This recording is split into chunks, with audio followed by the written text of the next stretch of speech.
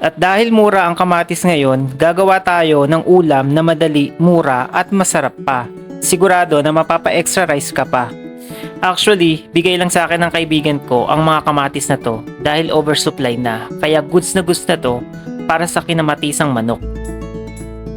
Usually, kinamatisang baboy ang ginagawa. Pero ito, simple lang, gagawin lang nating manok. Igigisa lang natin ang ating mga aromatics and then ilalagay na natin yung ating mga kamatis hanggang maluto ito na parang sasasyadong isda.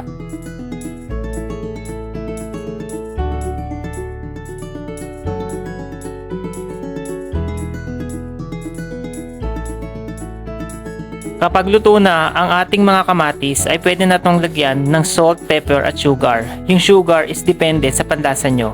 And then, haluin lang mabuti at ilagay na ang manok. Sangkutsahin lang mabuti hanggang maluto na ang mga manok. Add water and simmer for few minutes.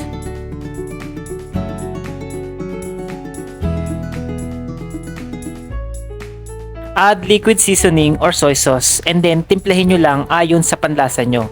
And then, goods na ang ating kinamatisang manok. Goods na to sa mainit na kanin.